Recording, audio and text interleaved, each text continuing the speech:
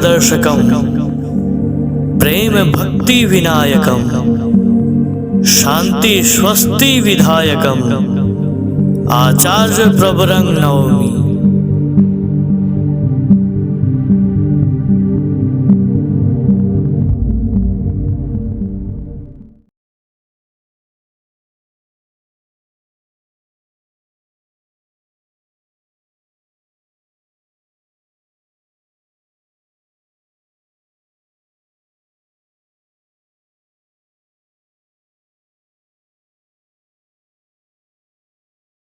सबों प्रवीण कर्मी को मेरा प्रणाम। जय गुरु।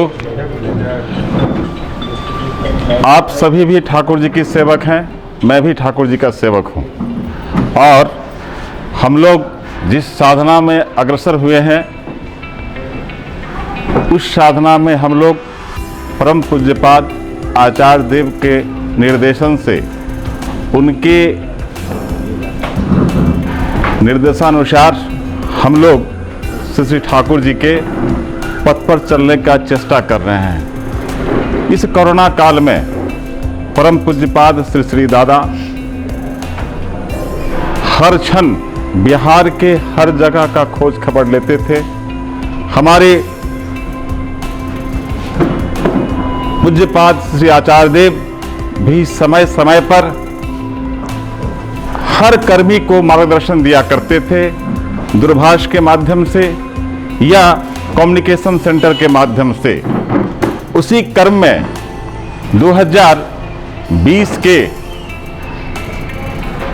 8 जून था ना जन्मदिन, या 7 जून था 2020 में, 7 जून, उनके जन्मदिन पर सब कुछ हो रहा है। ये बिहार के लिए सौभाग्य की बात है कि आचार्य देव, परम पूज्यपाद श्री आचार्य देव की निगाह बिहार की ओर हर समय रहा है।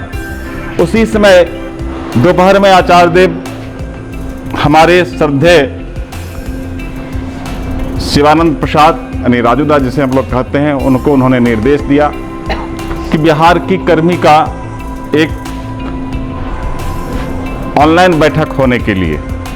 फिर शाम के वक्त में परम पूज्यपाद आचार्य देव के जन्मदिन पर सत्संग का आयोजन हुआ, जिसका प्रसारण आप सबों ने देखा होगा, देवघर से हुआ था।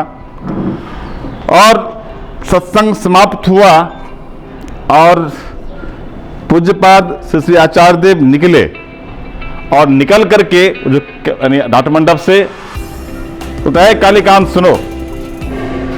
दोपहर में मैंने राजूदा को बोला है कि बिहार की कर्मी के बैठक करने के लिए, और तुम अभी से भिड़ जाओ और बिहार के कर्मी का एक बैठक ऑर्गेनाइज करो।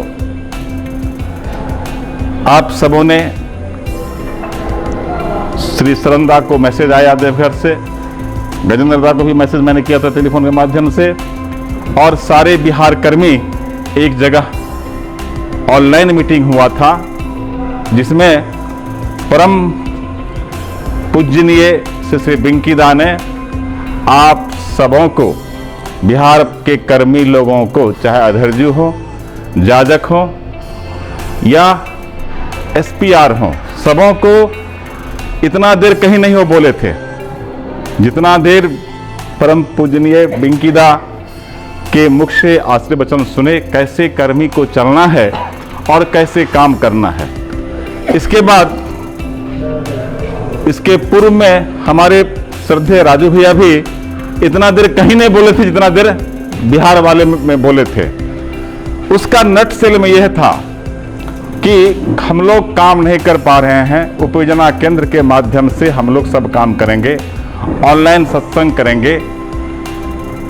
उस समय मोबाइल के माध्यम से हो या अन्य कोई माध्यम से हो, सभी गुरु भाई से कांटेक्ट करने की बात थी, योजना बनाने की बात थी।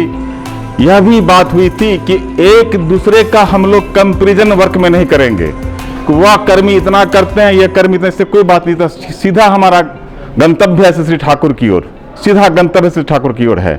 सब अपने अपने वैशिष्ट के हिसाब से, सब अपने अपने स्तर से आगे तो बढ़े रहे हैं, उस करोड़ों लोग से तो बेटर हैं जो शशि ठाकुर के काम में अपना योगदान दे रहे हैं। अब इसमें है गति बनाने की। अगर हम आचार्य देव का आदेश के हिसाब से नहीं चलेंगे तो हमारी गति नहीं होगी, हमारा अचीवमेंट नहीं होगा। क्योंकि 2 साल के बीच में यह जो कोरोना काल रहा है, इस बीच में देवघर में परम पूजनीय अविन बाबू के द्वारा 76 से लेकर के 2021 तक जो भी दीक्षा पत्र जमा हुआ था उस सभी को कंप्यूटराइज कर दिया गया। सभी दीक्षा पत्र को हम कर्मी लोग क्या करते हैं कि दीक्षा पत्र जब भरते हैं तो मुजफ्फरपुर मैंने डाल दिया। क्या मुजफ्फरपुर डालने से क्या उस जिन को हमने ये नाम दिया है उस गुरु भाई के घर हम पहुंच सकते हैं? संभव ये है। फिर परम पूजनीय अविंदा ने अपने दोस्तों को लेकर के स्वयं बैठते थे, परम पूजनीय बहुरानी मां स्वयं बैठती थी टाइप करने के लिए, साथ सब लोग दिन रात लगते थे और 3.5 करोड़ दीक्षा पत्र को इस लॉकडाउन में कंप्यूटर में फीड कर दिया गया। अब बात आएगी कि लोग के पास पहुंचा जाए कैसे। तो जैसे डिस्ट्रिक्ट है आपको मुजफ्फरपुर डिस्ट्रिक्ट में पिन कोड नंबर जो है, सबसे सुलभ साधन क्या है हम लोगों का? सबसे सुलभ साधन है पिन कोड नंबर में कितने, एक पिन कोड नंबर में कितने गांव आते हैं, है ना, और इस हिसाब से हम लोग उस गांव में पहुंचते हैं। तो ये सारा चीज हो गया। फिर पिन कोड नंबर उसको डिफाइन किया गया। पूरे इंडिया का जितना भी दीक्षा दिए हैं सभी हम लोग पूरे इंडिया का उस पिन कोड नंबर के हिसाब से पूरे गांव को डिफाइन कर दिया गया है। अब यह एक्सपेरिमेंट हो रहा है देवघर में भी, यह शुरू हो गया है। देवघर में सारा उनके जो मित्र मंडली है, समय समय पर यह जानकारी सरंदा के माध्यम से आप लोगों को मिला होगा। उपजना केंद्र को स्ट्रांग करना है, क्योंकि एक उपजना केंद्र में अगर कंप्यूटर लिटरेट नहीं होगा कर्मी तो वहां से जो आएगा एड्रेस वह कैसे वह डिस्ट्रीब्यूट करेगा। इसलिए 2 लड़का कंप्यूटर लिटरेट, जिसके बारे में सरंदा आपको समय समय पर सूचना देते होंगे, गजेंद्र भी। हमारा जब बात हो रही थी दीक्षा पत्र भरने की बात थी, यह पहले ही पूजनीय बिंकीदा थे, बिंदा को मैंने फोन कर दिया। ये आपने कहा, हम भी नहीं कहे, क्या दादा, स्वयं बिंकीदा बोल रहे थे और कान से सुन रहे थे। तो पहली बात है दीक्षा पत्र जो भरते हैं उसमें फुल एड्रेस चाहिए जिससे कि उस मकान तक हम पहुंच सकें। दूसरी बात है कि दीक्षा पत्र कैपिटल लेटर से भरा जाएगा। और तीसरी बात है कि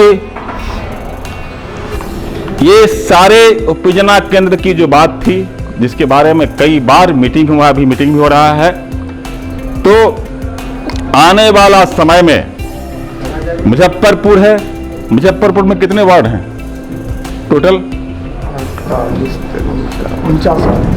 49 यहाँ वार्ड हैं। अगर एक मैं एग्जांपल दे रहा हूं, 49 वार्ड में उपजना केंद्र को खोलना है। अगर 2 गुरु भाई भी है तो वहां भी उपजना केंद्र खुलेगा, ठीक है। और वह उपजना केंद्र स्वयं जिसका निर्देश आप लोग सत्संग के वेबसाइट पर हैं, ये उपजना केंद्र के जो नियम हैं ये सारे ये है। और किसी भी तरह का निवेदन अगर करना आपको है तो वह निवेदन आप अगर कर्मी हैं, आप एक मिनट हम पहले बोल देते हैं, इसके बाद हम आते हैं। ये है ऋत्विक का पंजा रिन्यूअल का, ठीक है, या अधरजु का या जाजक का पंजा रिन्यूअल की बात आती है। रिन्यूअल से संबंधित या दीक्षा पत्र या फोटो से संबंधित जितने भी बात अगर आप नहीं जा पाते हैं तो ये कम्युनिकेशन का समय है। ये आपका नंबर ये दिया हुआ है, शरण जी अभी आपको बता देंगे कर्मी के लिए। इस बीच में बहुत लोगों को यह है कि हम निवेदन करना चाहते हैं आचार्य देव के पास से, अर्जेंट निवेदन करना है, घर का नाम लेना है, नामांकन लेना है, उसके लिए भी हमको या उनको फोन करने की जरूरत नहीं है। डायरेक्ट लिंक में रहिएगा, या सत्संग में किसी भी तरह का निर्देश आता है, आदेश आता है, हो सकता है कि मैं कुछ आपको बोल दूं, ये हो सकता है, तो डायरेक्ट क्यों नहीं गुरु से संपर्क में रहेंगे। उसके लिए ये फोन नंबर है सत्संग कम्युनिकेशन सेंटर का। ऋत्विक कार्यालय का फोन नंबर है 7549727218। मैं फिर बोल देता हूं 7549727218। सत्संग कम्युनिकेशन सेंटर का जो फोन नंबर है। एक बात इसमें समस्या आ सकती है कि जब आप फोन करेंगे तो लगने में थोड़ा दिक्कत, क्योंकि ऑल इंडिया का मैसेज आता है। 10 लाइन वैसे है लेकिन फिर भी आपको इंगेज आएगा। 8 बजे सुबह से लेकर रात को 8 बजे तक ये कम्युनिकेशन सेंटर खुला रहता है। परम पूजनीय अविंदा के सदैव सुपरविजन में यह रहता है ना। और सारा खबर जाता है आचार्य देव के पास, है ना। इसीलिए हो सकता है कि हम कुछ गलत बोल दें, लेकिन सत्संग का तो कंप्यूटर सेंटर से आपको, यानी सत्संग का जो कम्युनिकेशन सेंटर है उससे सही जानकारी मिलेगी। निवेदन भी वहां किया जाएगा और टोल फ्री नंबर है वह, है ना। फिर वहां से आपको उसका विधिवत उत्तर भी आ जाएगा। तीसरा है, आजकल सोशल मीडिया का समय है। सोशल मीडिया में तरह तरह के व्हाट्सएप पर मैसेज आता है। सभी मैसेज सही नहीं रहता है ना। बहुत सारे फेक भी रहता है ना। इसीलिए मेरा सत्संग का जो है सोशल मीडिया में सत्संग का official page, channel, website, email ID नीचे दिया जा रहा है, जो फेसबुक का है, इंस्टाग्राम का है, ट्विटर का है, यूट्यूब का है, वेबसाइट का है, ईमेल का है। ठीक है, तो ये सारा एक कॉपी मैं दे रहा हूं गजेंद्र दा को। और ये जो नियम है, ये 19 नियम जो है, यह भी पढ़ के सुना देंगे। एक कॉपी मैं दूंगा, जिनको जरूरत होगा वो आप फोटो स्टेट करवा लीजिएगा। क्या गजेंद्र दा? हाँ दे देने से तो सबके पास चला है जी, व्हाट्सएप पर डाल दीजिए, सबके पास चला है। अरे मैं तो, ये तो ऑलरेडी है ही। योजना के निकाल सब जगह है। ये सारे चीज सत्संग के वेबसाइट पर डाला हुआ है सब कुछ, जो भी मैं बोल रहा हूँ केंद्र वाला है, वो बोला ये भी है सत्संग के डाला हुआ। अच्छा, मैं अभी दे देता हूँ ना, अभी मैं दे देता हूँ। ठीक है, ये हो गया। अब बात आती है अगले अप्रैल से ये सारे काम आप लोग कर ही रहे हैं। गजेंद्र दा, आपको मैं सुना देता हूं, क्योंकि आप बिहार के कोऑर्डिनेटर हैं, लीड करते हैं। अभी देवघर में हो रहा है ये काम, जो काम में बताया कि गांव-गांव में 76 से लेकर के 21 तक जो दीक्षा दिया गया है, इन लोगों की खोज खबर लेने की अभी अभियान छिड़ा हुआ है देवघर में। ये अभियान आप लोगों को भी अप्रैल के बाद होना शुरू हो जाएगा। इसलिए मैं अपने स्तर से आया हूं कि मेरे बिहार के गुरु भाई लोग, क्योंकि मैं सुना हूं देवघर में कि बिहार से ही उपयोजना केंद्र का कंसेप्ट निकला और सबसे फिसड्डी बिहार ही निकला। ये फील करते हैं ना आप लोग, हैं? हर शहर में। तो मैं इसलिए पर्सनली आया हूं कि आप लोग काम भी बहुत करते हैं। अरे काम नहीं करते हैं तो थोड़ा इतना गुरु भाई बढ़ गया है। काम तो करते हैं, लेकिन जो इष्ट का निर्देश हुआ है प्रॉपर में, उपयोजना केंद्र को खोलना ही खोलना है। हर पंचायत तक उपयोजना केंद्र को पहुंचा देना है। हाँ, मैं आ रहा हूं सर। और यह काम कैसे होगा, इसके लिए पूज्यपाद श्री श्री आचार्य देव जो निर्देश दिए हैं, मैं समझता हूं पहले ये सुन लिया जाए। हम सरलता से निवेदन करेंगे कि आप जरा पढ़ के सुना दीजिए इन लोगों को, क्या पूरा पॉइंट। इसके बाद हम क्रॉस करेंगे जो करेंगे सो। उपस्थित सभी प्रधानधारीगण, गुरु भाई सबों में तरफ से हार्दिक जय गुरु। सत्संग उपयोजना केंद्र के संबंध में पूज्यपाद श्री आचार्य देव के प्रदत्त नियमावली। नंबर 1, जिन क्षेत्रों में दीक्षितों की समष्टि है वहाँ स्मृति संग्रह केंद्र की स्थापना की जा सकती है, जिसका नामांकन आचार्य देव परम पूज्यपाद श्री दादा ने दिया है, सत्संग उपयोजना केंद्र। नंबर 2, प्रतिष्ठित केंद्र मंदिर व स्थानीय कर्मियों के साथ संपर्क रखकर ही उपयोजना केंद्रों की स्थापना की जानी चाहिए, जिनके समस्त कार्यक्रम उन केंद्र मंदिरों की देखरेख में ही की जाए।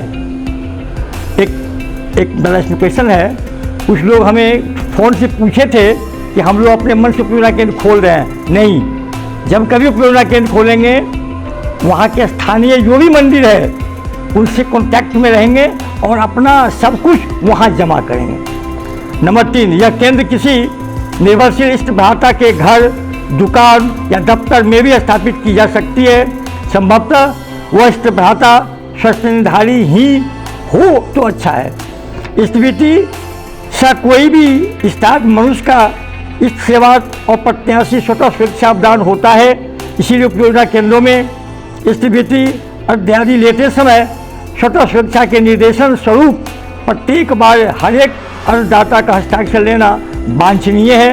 प्रत्येक का नाम, पता एवं फ़ोन नंबर भी एक रजिस्टर में यत्नपूर्वक रखना आवश्यक है।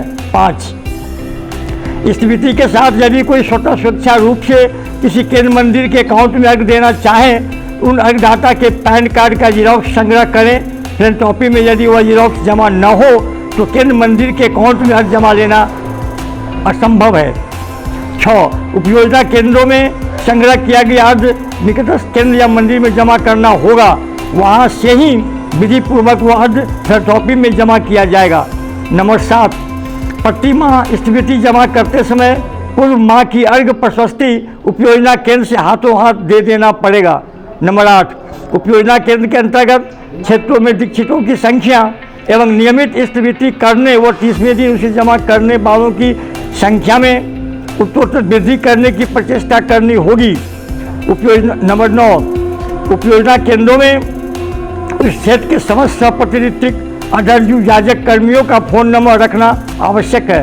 नंबर 10, जिनके पास मोटरसाइकिल है वे सभी मिलकर एक मोटरसाइकिल वाहिनी गठन कर 5-6 लोगों का दल बनाकर गांव-गांव टहलें। वहाँ के सत्संग कार्यक्रमों तथा दीक्षा, याजन, ठाकुर के आसन की सजावट, भजन कीर्तन इत्यादि में सहयोग करें।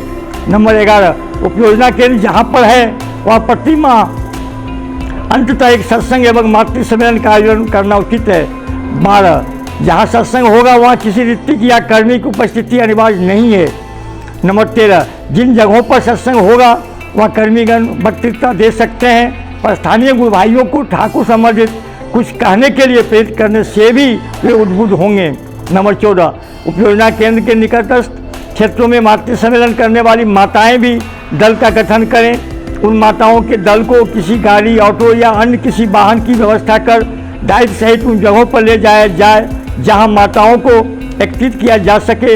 वे माताएं स्थानीय माताओं को मातृ सम्मेलन करने के लिए उद्बुद्ध करेंगी तथा किसी निजी जीवन में न्याय नीति का पालन एवं जीवन को ठाकुर में बनाकर चलने की प्रेरणा देंगी। नंबर 15, गुरु भाई व माताएं इस तरह की सभी जगहों में जाकर लोगों को उद्बुद्ध करें कि जिस प्रकार पौधों को बढ़ाने के लिए एक लकड़ी के सहारे की आवश्यकता होती है, उसी प्रकार ही लोगों के जीवन में याजन स्थिति प्रायर होना अनिवार्य है। नंबर 16, माताएं अपने सांसारिक कामकाज के बाद किसी एक और दीक्षित के घर में जाकर ठाकुर के विषय में चर्चा कर सकती हैं। यदि वह परिवार आग्रही दिखे तो फिर स्थानीय माताओं को उस घर में याजन के लिए भेजें। इस प्रक्रिया में यदि वह परिवार दीक्षा ग्रहण करना चाहे तो किसी ऋत्विक देवता को सूचित कर दीक्षा का प्रबंध किया जाए। नंबर 17, किसी विशेष स्थिति में जब केंद्र मंदिरों को अधिक संख्या में दीक्षा के आयोजन का आशीर्वाद प्राप्त हो तो संयुक्त उपयोजना केंद्रों को उनके क्षमता अनुसार दायित्व देना तथा इस कार्य को पूर्ण करने में सफल बनाने हेतु प्रेरित करना उचित है। नंबर 18, उपयोजना केंद्र के कुछ सहयोगी कार्य को अंचल के सभी अच्छे डॉक्टरों, दीक्षित या अदीक्षित की तालिका उपयोजना केंद्र में रखी जानी चाहिए ताकि कोई अस्वस्थ होने पर परियोजना अनुसार उसे इस डॉक्टरों से संपर्क करने की व्यवस्था दायित्वपूर्ण रूप से की जाए। दूसरा, अंचल के समस्त सज्जन वकीलों की तालिका भी उपयोजना केंद्र में रखी जानी चाहिए ताकि कोर्ट कचहरी में कार्यों में या कोई विपदग्रस्त होने पर उन वकीलों में से संपर्क कराया जा सके। 3, आस पड़ोस के नशा करने वालों को सम्मिलित रूप से नशा मुक्त करने की प्रचेष्टा की जाए। 4, अब कोई छात्र बाहर से पढ़ने आए तो उन्हें सुविधानुसार कोई गुरु भाई यदि अपने घर में आश्रय देकर उनकी पढ़ाई की व्यवस्था करें तो विश्वमुखी परिवेश में रह पाएंगे। फलस्वरूप भविष्य में वे ठाकुर की सेवा एवं देश व दस के कल्याण में नियोजित हो जाएंगे। और अंतिम नंबर 19, भविष्य में अग्रणी गाँवों में अधिवेशन केंद्र की स्थापना की जा सके, इसके लिए सभी सचेत रहें। ये नियमावली जो आचार्य देव के माध्यम से सत्संग देवघर से हम लोग को मिला है। हम लोग जहाँ इसमें नहीं समझ सकते हैं, हमारे देवघर में अभी हमारे कालिकांता बोले टोल फ्री नंबर है, ऋतिक ऑफिस का नंबर है, या जो ऋतिक देवतागण देवघर के टैक्स में हैं उनसे पूछ करके आप लोग एक दूसरे को सहयोग करेंगे। और अंत में बता दूं, हर कोई उपयोजना केंद्र के लिए एकदम अपने दिल से जागरूक होने का प्रयास करेंगे। देखेंगे एक दिन ऐसा आएगा कि बिहार में बाहर आएगा उपयोजना केंद्र का और हमारा आचार्य देव खूब सुंदर ढंग से खुश होंगे। जय गुरु। अभी हाँ बोलिए, बोला जाए। ये सब पढ़ने से मालूम होता है कि सत्संग ने दिया है कि हम खुलेआम जो है घूमे उपयोजना केंद्र का जो बंद पड़ा हुआ है उसको खुलवाने का प्रयास करें। जी जी। या नया हम उसको वो करें। जी जी। तो जाने का मतलब है कि हम लोग सत्संग भी करेंगे। इस बात का इजाजत है? हाँ, वो तो देखिए, नहीं, आपने तो रीजन में हमको दे दिया। कितना बिहार का उपयोजना केंद्र बैठ गया कोरोना का। किसी से कोई संपर्क नहीं करना है, स्थिति नहीं लेना है, नहीं भेजना है, अपना लेकर के स्थिति ठाकुर जी का आसन के नीचे रखिए। ये सारे डायरेक्शन है। तो जिसका नतीजा ये हो गया कि बहुत लोगों ने बंद कर दिया। जी जी। देंगे, साल भर का हो जाएगा तो देंगे। वैसा वैसा घूम के भी कलेक्शन करने पर कुछ हो रहा, लेकिन घूम करके उस वक्त इजाजत वहाँ से नहीं है कि आप किसी से कलेक्ट कीजिए। जी जी। लेकिन हम जानते हैं, वो आदमी कहता है कि हम तो साल भर से जो है करते रहे हैं, लेकिन हम जो है तो पैसा रखते नहीं। ये भी बात है। नहीं, मैं बता रहा हूँ, इतना रखता थोड़ी। नहीं ठीक है। मैं ये कहता है कि हम बैंक में जमा करेंगे तो नोट जमा करना है, जब आएगा मौका से जमा कर देंगे के बाद। नहीं, अब इसका उत्तर मैं दे रहा हूँ आपको। जी ठीक है, वही इसीलिए हमका जी जी। हमको ये भी कहना है कि आप पहले इस बात की इजाजत तो दीजिए कि हम घर घर जा सके। ये तो याद आ गया है, ये आपको है? ये तो नोटिफिकेशन तो आ ही गया है। ये वो तो रीजन डायरेक्शन में तो आया। हाँ। आपने कहा, लेकिन इसमें नहीं, ये तो इसका है। इसके वह नोटिफिकेशन आने के बाद ही मैं आपके पास आया हूँ। अच्छा, ये नोटिफिकेशन आपको नोटिफिकेशन है? हाँ, आ गया वो नोटिफिकेशन आपको 12 मार्च को ही, इसीलिए मैं दे रहा हूँ ये, कि किसी की कहने की बात नहीं है। ये जो मैं दे रहा हूँ Facebook, Instagram, Twitter, YouTube, website, email, ये जो मैं नंबर दे रहा हूँ कि जिस तरह का डायरेक्शन आपको लेना हो वह डायरेक्शन आप इस पर टाइप कीजिएगा, फिर से मिलेगा। वो तो हम समझ गए, वहाँ से हम डायरेक्शन मेरे को मिल जाएगा। मिल गया है। ये 12 तारीख को यह आदेश निर्गत, 5 के बाद हम लोग सत्संग कर सकते हैं। करना शुरू हो गया है ये। लेकिन इसमें नहीं जा सकते। आश्रम का एक बता, नहीं सुनिए, बताते हैं। आश्रम का क्या है कि झारखंड गवर्नमेंट जो परमिट की है 500 आदमी का रखा है। देखिए, बाबा बैद्यनाथ का जो कंट्रोलर है वो है डीसी, और वहां पर पंडे लोगों का हुजूम है, रक्षा वाहिनी क्या क्या वहां पर है। तो झारखंड गवर्नमेंट का जो इंस्ट्रक्शन है और सेंट्रल गवर्नमेंट का जो इंस्ट्रक्शन है कि 2 वैक्सीन होना चाहिए, मास्क होना चाहिए और सर्टिफिकेट होना चाहिए वैक्सीन का होना चाहिए, और 500 आदमी से अधिक नहीं इन करना चाहिए। तो इसीलिए अभी फिलहाल एक और आने वाला है वेव, जो भी हम पब्लिकली नहीं कह रहे हैं, ठीक है। तो इसी के लिए उस सबको अभी भी खतरा टला नहीं है, जो हम लोग, इसलिए अभी वो अपनी हम लोगों को करना है। खतरा टला नहीं है। अभी मंदिर खुलने की बात जो हुई है, मंदिर खुलने के बाद मतलब ये मत नहीं समझ लें लोग कि गेस्ट हाउस खुल गया, भंडारा होगा, ये थोड़े है कि लोग आ सकते हैं, प्रणाम कर सकते हैं, और उसमें भी नियम इसलिए हमने कहा जी। इतने ही के लिए मैंने कहा जी जी, तो मैं कि आपके फिलॉन्थ्रोपी में घूम सकते हैं नहीं, वहां भी अभी ना, वहां गए हुए तो कोई काम नहीं होगा, नहीं नहीं, उसके लिए भी बताते हैं। ईमेल से ही करना होगा। नहीं नहीं, ये सारा चीज जो आया है ना, अभी तो फिलॉन्थ्रोपी में मार्च को बंद है। अभी जो भी काम आपको स्थिवृत्ति लेना है अगर या जमा करना है, उसके लिए एक व्यवस्था की गई तत्काल, जो कि आपके गेट के पास जो है। जी जी जी जी, और टेलीफोन नंबर भी आपका जो स्थिवृत्ति वाले हैं उनका, आपको उनका नंबर है ही आपके पास, है ना जी? कहाँ गए? है, सब कुछ है स्थिवृत्ति का। और हमारे श्रद्धेय राजूदा भी है, अगर वो नहीं बात हो पाती है तो प्रदीप्तो है जो निर्मल है, उन दोनों से बात करके कर सकते हैं। हम ये जानना चाहते थे कि अब हम लोग सत्संग कर सकते हैं ना? सत्संग तो होना शुरू हो ही गया है, सत्संग करने की बात तो थोड़े है। 12 मार्च के बाद से ये तो छुप के करता है। नहीं नहीं नहीं, नोटिफिकेशन नहीं है जी, नोटिफिकेशन नहीं रखे हैं क्या? सरलता से मेरी बात लीजिए, सत्संग का नोटिफिकेशन पढ़ के मैं सुना देता हूं। ये सत्संग सेक्रेटरी का ये है, सेक्रेटरी सत्संग मार्च 11 2022। सुनिए ध्यान से सभी लोग, विशेष सूचना, ये नोटिफिकेशन है सत्संग सेक्रेटरी का। समस्त सत्संग केंद्र, मंदिर, विहार आदि से जुड़े हुए कर्मियों को अवगत किया जा रहा है कि अपने अपने स्थानीय प्रशासन तथा राज्य एवं केंद्र सरकारों के दिए गए विधि अनुदेशों के दायरे में रहकर एवं अवश्य ही परिवेश व स्थिति को भांपते हुए प्रत्येक जगह के केंद्र मंदिरों को शर्तानुसार प्रत्येक जगह के केंद्र मंदिरों को शर्तानुसार स्थानीय भक्तों के लिए उन्मुक्त किया जा सकता है। ठीक है, समझ में आया?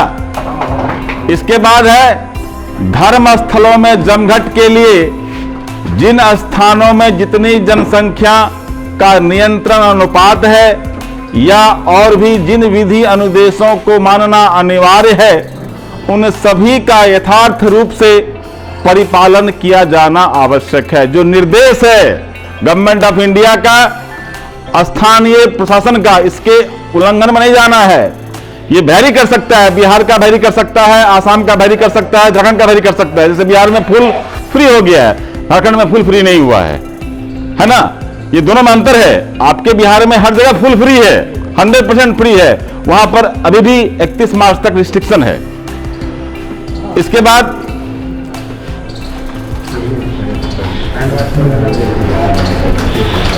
प्रार्थना, ध्यान दिया जाए, प्रार्थना, सत्संग आदि के समय भी उसी प्रकार से भक्तों की उपस्थिति को अनुमोदन किया जा सकता है। वो क्लियर हुआ?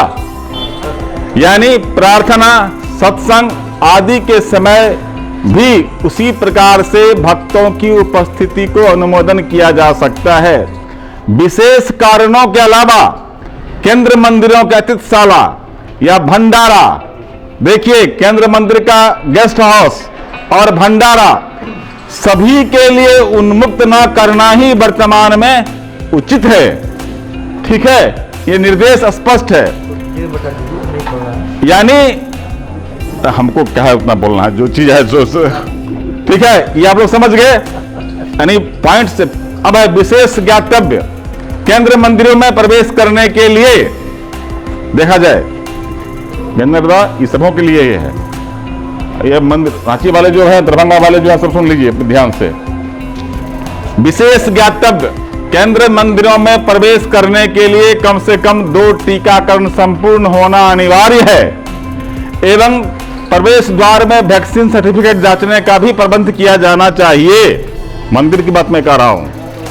मास्क का इस्तेमाल एवं हाथ सैनिटाइज तथा समय समय पर समस्त परिसर को भी सैनिटाइज कराने का प्रावधान रहना उचित है।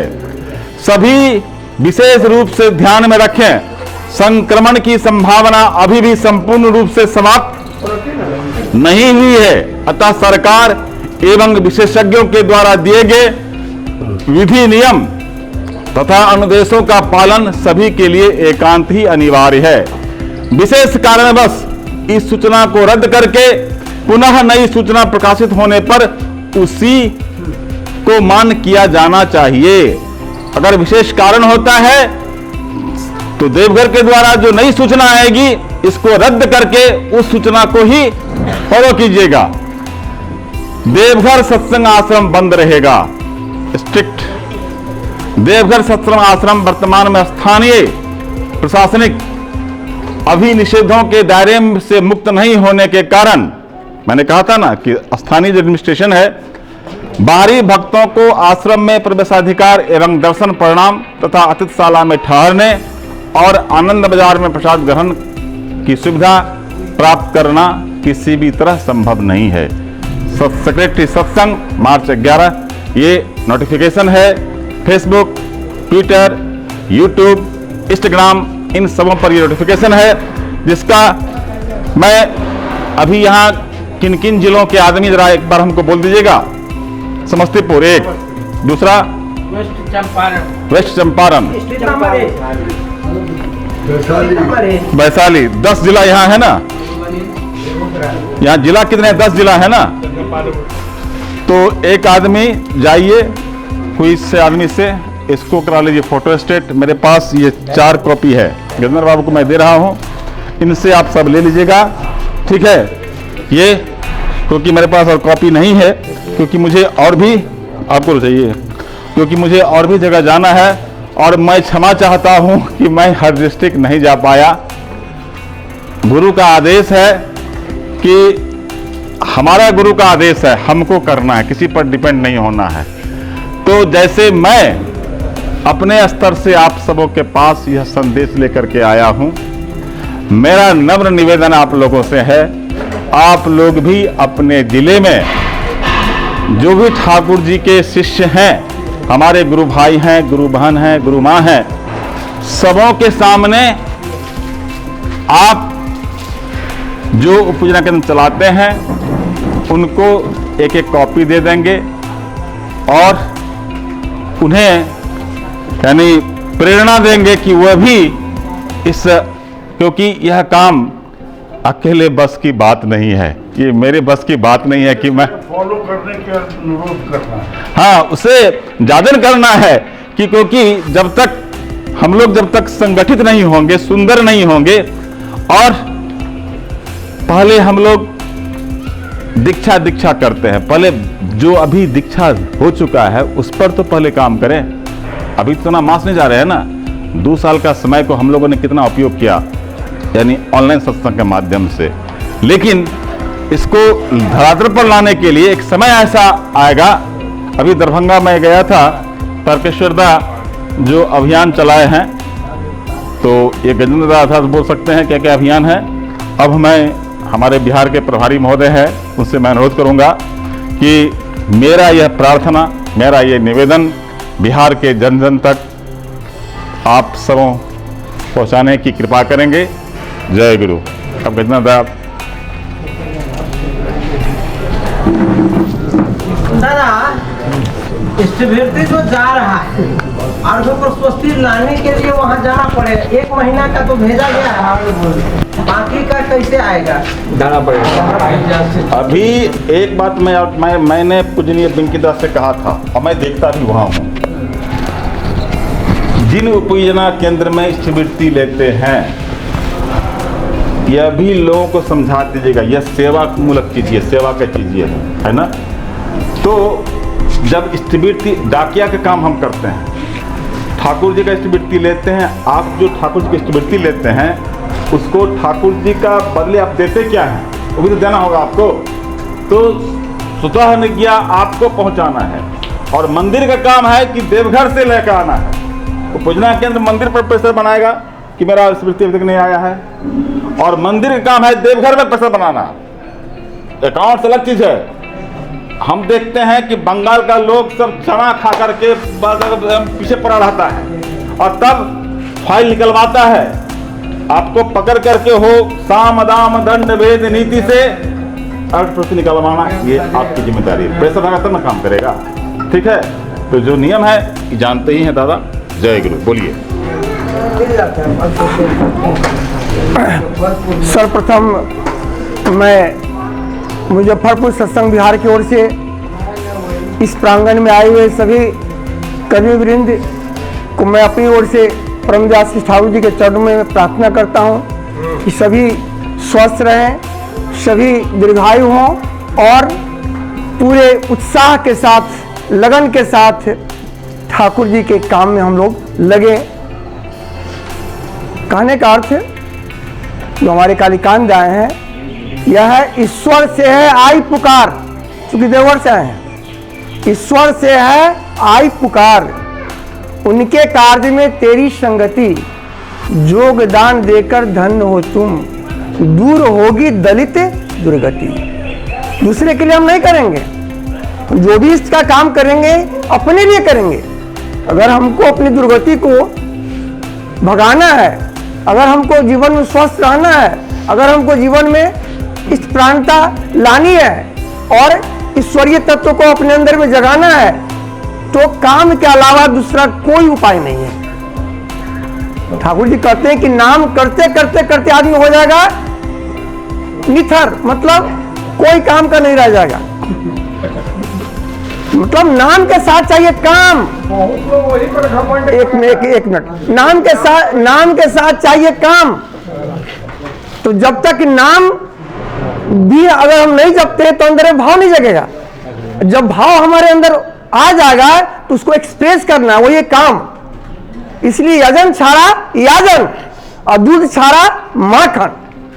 तो अगर हम यजन करते हैं और नित्य प्रतिदिन हम याजन में जब जुटते हैं, तब बाइबिल की पंक्ति हमारे ऊपर साकार होगी, इस तुम्हारी जीवा पर सवार होकर के मैं बोलूंगा।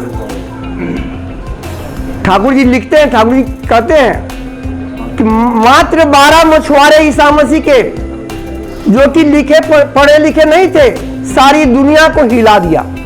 उस समय के जितने भी नामी गिरामी लोग थे, कोई उनको भी नहीं जानती है, लेकिन वो उन 12 को सभी लोग जानते हैं। कोई संत अगस्टाइन हो गया, कोई संत पॉल हो गया, कोई संत जॉन हो गया, सबके नाम के पीछे संत लग गया, वो अमर हो गए। तो हम लोगों के पास एक चांस है, एक मौका है, और इस मौका को हम गंवाएं नहीं, क्योंकि यह जो आचार्य परंपरा जो 10,000 वर्षों तक चलेगी, यह कहीं किसी परंपरा में नहीं है कि स्वयं ठाकुर जी जीवंत और जागृत मिलेंगे आचार्य देवता में। जितना हम संग करेंगे उतना ही हम ठाकुर जी को जान पाएंगे। जो भी आदमी हमारे आचार्य से संग में नहीं रहे हैं, ठाकुर जी की किताब पढ़ करके बहुत कुछ किए नहीं है, विद्वान हो सकते हैं लेकिन काम नहीं कर सकते। मेरा चैलेंज है एकदम। हम लोग भी 2 ईंटा जोड़े या 2 को दीक्षा दिए, जो भी काम किए हैं वो है वहां के संगति का फल। कुछ पास किसी दादा के नजदीक बैठना, अभी वर्तमान आचार्य देव का संग करना, ये सब होने से क्या होता है, उनके पास बैठने से वो तुरंत कुछ न कुछ आशीर्वाद दे देते हैं। जब तक आप बैठेंगे नहीं तो आपको आशीर्वाद कहां से मिलेगा।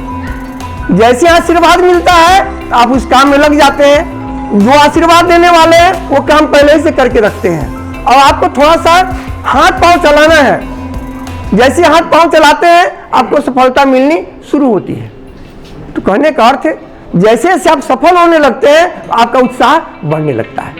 कदम कदम तेरी ओर बढ़े, अंतर में तेरा रंग चढ़े। जैसे जैसे उनका रंग जब चढ़ते जाएगा, फिर कहाँ कहना है, लागी ऐसी लगन मीरा हो गई मगन, वो तो गली गली हरिगुण गाने लगी। एक उपयोजना केंद्र क्या, 2 उपयोजना केंद्र क्या, हर जगह जहां भी 5 आदमी का गुच्छ है स्मृति परायण, वहां एक उपयोजना केंद्र खड़ा हो जाएगा। अभी रोज हम लोग दिमाग लगा रहे हैं और उसके अनुसार कहीं न कहीं मिल रहा है। अभी फिर 2-3 लाइन में है कि वहां खोलना है। हमारे तारकेश्वर प्रति रविवार को 2-2 गाड़ी से निकलते हैं, माँ लोगों के साथ और गुरु भाई लोगों के साथ। तो यह लगन हर जिला के लोगों को होना चाहिए। जितने भी हम लोग 10 जिला के लोग जुटे हैं, हर जिला में अगर ऐसा हम योजना बना दे कि नहीं, हफ्ता में 1 दिन फुल टाइम दे ठाकुर जी को। हम सोमवार से लेकर शनिवार तक ऑफिस का काम करें, व्यवसाय करें, जो भी करें, लेकिन 1 दिन का जो काम है वो हम फुल टाइम ठाकुर जी को दे। अगर इतना भी संकल्प अगर हम रखते हैं कि नहीं एक दिन का फुल टाइम ठाकुर जी को देंगे, उतना से भी बहुत काम हमारा निकलना शुरू होगा। होना तो चाहिए कि हम 24 घंटा ठाकुर के हैं। You are for the lord, not for others. You are for the lord and so for others. हम उनके हैं, हम किसी के नहीं। लेकिन हो क्या जाते हैं, हम परिवार में उलझ करके रह जाते हैं, संसार में उलझ करके रह जाते हैं। लेकिन जब तक जैसे माँ लोग कटहल की सब्जी बनाती है तो लस्सा नहीं लगे, उसके लिए क्या करती है, कड़ुआ तेल हाथ में लगा लेती है। यह संसार का बेटा पुतो परिवार का लस्सा नहीं पकड़े, इसके लिए इष्ट प्राणता हमारे अंदर चाहिए। जब तक इष्ट प्राणता हमारे अंदर नहीं आएगी, जब तक हम इष्ट प्राण नहीं होंगे, जब तक हमारे अंदर वो आग नहीं होगा, हम दूसरे को आग बना नहीं सकते हैं। हम केवल आग को का आनंद लेते हैं, सेकना चाहते हैं, लेकिन आग बनना नहीं चाहते हैं। अगर हम आग बनते हैं तो कोयला भी वह आग बन जाता है। आग जिसमें प्रवेश करेगा वो उसको आग बना देगा। इसलिए जरूरत है कि हम आग बने, हम इष्ट प्राण बने, हम आचार्य निष्ठ बने, देवघर आना जाना करें। तो अगर हमारे कर्मबिंद देवघर आना जाना नहीं करते हैं, आचार्य के पास नहीं बैठते हैं, उनकी दृष्टि नहीं हमारे शरीर पर पड़ती है, वह ऑरा नहीं आएगा।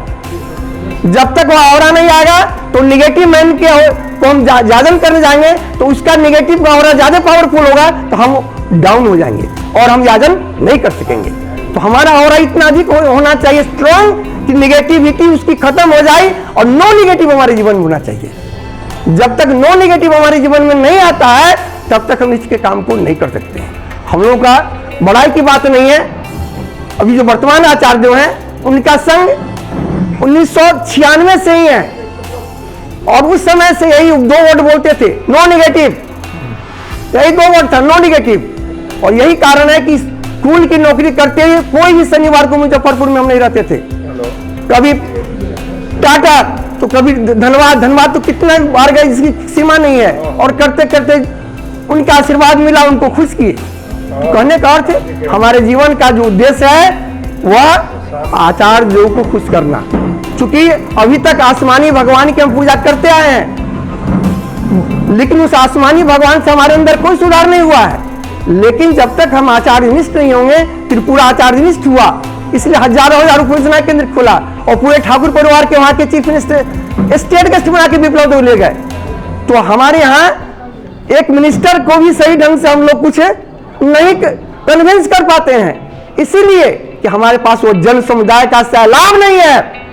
जब तक वो जन समुदाय का सैलाब देखेगा यहाँ का मंत्री, यहाँ की चीफ मिनिस्टर हमारे पीछे आएंगे, जो भी त्रिपुरा का, आसाम का हो रहा है, उड़ीसा का हो रहा है। इसे जरूरत है उस आग को अपने अंदर जगाना और लोगों के बीच में उसको फैलाना और ऐसा ज्वालामुखी हो कि सारा संसार लगे कि नहीं ठाकुर ठाकुर ठाकुर। इन शब्दों के साथ आप लोग इतना कष्ट करके आए हैं, सबों की मंगल कामना मैं परमदास ठाकुर जी के चरणों में करता हूँ कि सबों के जीवन में ठाकुर के प्रति निष्ठा जगे, आचार्य निष्ठा बढ़े। जय गुरु। आप लोगों से मैं विदा लेता हूँ।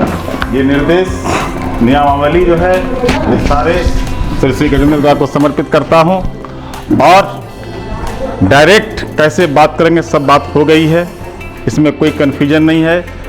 अप्रैल के बाद जो डायरेक्शन आएगा परम पूजनीय अविंदा का, जो पूरा तैयारी की गई है वह सारे चीज़ आप लोग करेंगे। सरंदा हैं, आप लोग को जानकारी देते ही रहते हैं और डायरेक्ट बात करने के लिए कम्युनिकेशन सेंटर में फ़ोन नंबर वो भी दिए, सब कुछ दे दिए हैं पेज में। और पुनः मैं निवेदन करता हूँ, प्रार्थना करता हूँ कि इस संदेश को बिहार के जन जन लोगों को पहुँचा दें। जय गुरु।